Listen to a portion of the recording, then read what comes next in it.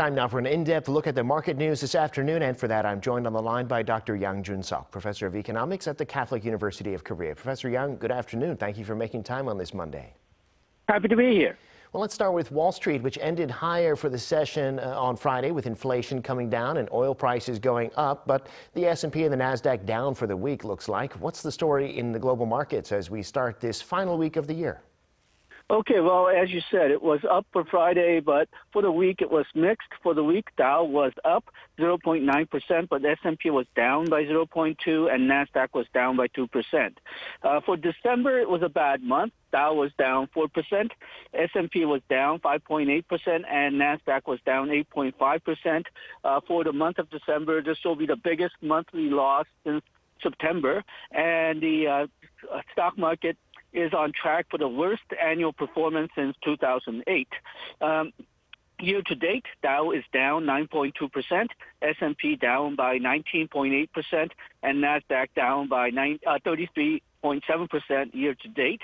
And the markets seem to be going up and down right now because of the stronger than expected third quarter growth numbers and spending numbers, which are down, but not as down as perhaps the markets wanted to, because the higher than expected numbers for spending does make the case that Fed should strengthen, raise the interest rate even more. But there seems to be less concern now about U.S. hitting a serious recession. More analysts seem to be betting on a soft landing or a light recession.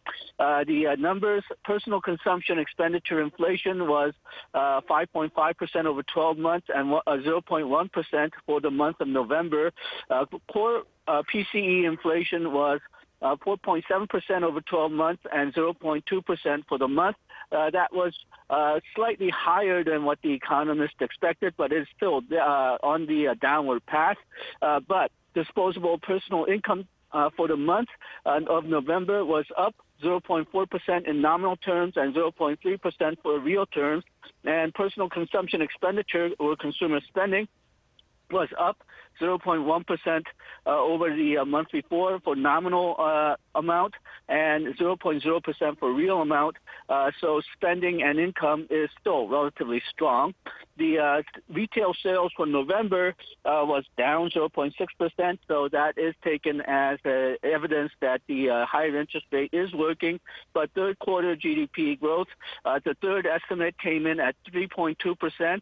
Quarter to quarter, that was up from the previous estimate of 2.9%. So U.S. economy in the third quarter was stronger than what people had expected earlier. And again, this is seen as one justification for Fed keeping the interest rate high and perhaps even raising the rates on a further. For the Asian markets today, Nikkei was up, Hang Seng was down, Shanghai was up. China is experiencing a rapid increase in COVID infection after they went off the zero COVID policy. Bloomberg estimates that perhaps as many as 37 million people caught the COVID virus in a single day. It's straining their medical resources, and it's not yet clear whether removing the zero COVID policy is proving to be an economic boon or a harm.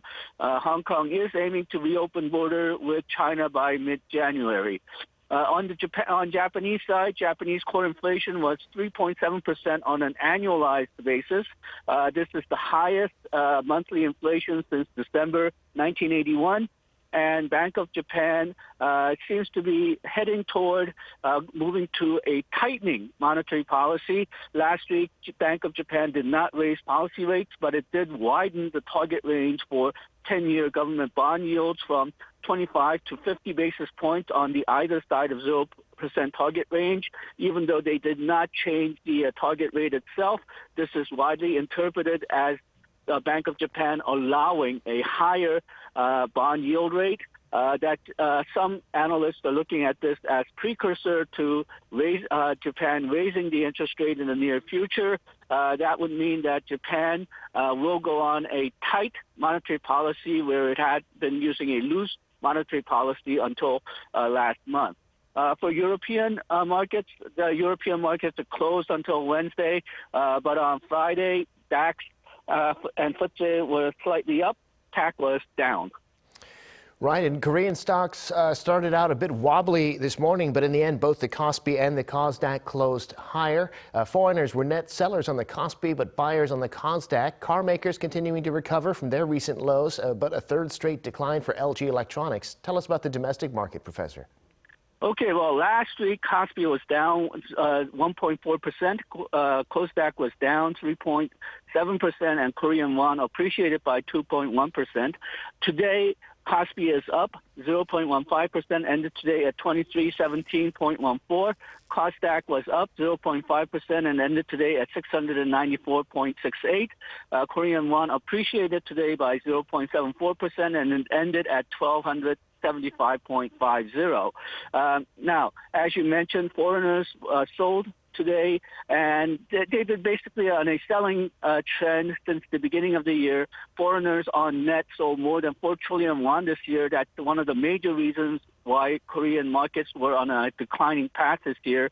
Asia Securities Industry and Financial Market Association, which is a group of international securities companies, published their evaluation of Asian financial markets, and it pointed out problems with Korean markets, which a lot of Korean press and analysts are seeing as reason why so much foreign funds are leaving the Korean market.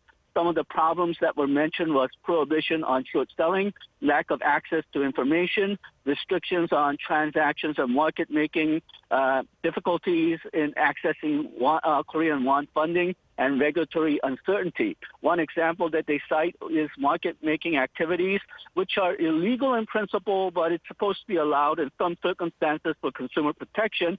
But during the last year, the financial authorities first penalized securities companies for engaging in these market-making activities, but then the reviewing committee found that they were not breaking any regulations or laws, so those penalties were nullified. These are the type of examples that they give on why Korean regulatory uncertainties are making it difficult for foreigners to operate in Korean securities market.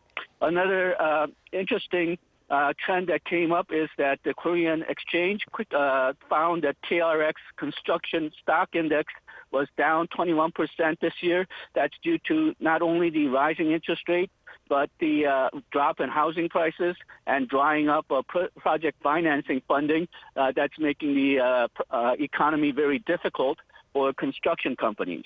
For the month, KOSPI is down 3.8%, KOSDAQ is down 3.2%, and Korean won has appreciated by 4.5%. But for year to date, KOSPI is down 22.5%, KOSDAQ is down 33.1%, and Korean won has depreciated for the year by 7.3%. Right, the regulatory issues you mentioned perennially an issue for foreign investors. But finally, Professor, in this final week of the year, we'll be getting data on industry from the Bank of Korea. Also, much attention on new data on consumer prices for December. What's on your radar, Professor, in the week ahead? Okay, well, there's a lot of interesting Korean statistics coming up, not as many interesting international indices.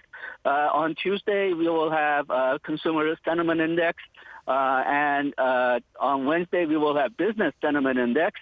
On Tuesday, we will have state of micro businesses in Korea. On Wednesday, we will have population trend for November and domestic population movement report as well. On Thursday, the Bank of Korea will have export and import price indices and terms of trade, which hopefully will show us what the volume of trade is rather than the value of trade, which is somewhat distorted right now because of the global inflation. On Thursday, we will have November industrial trends, that's consumption, investment, and production numbers.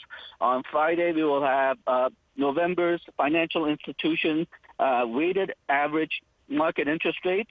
And on Friday, this is the big one, as you mentioned, the December consumer price index numbers will be coming out. And unusually on a Sunday, because Monday is a holiday, December and 2022 trade account numbers are scheduled to come out. So we will see exactly how bad Korea's trade account deficit is going to be.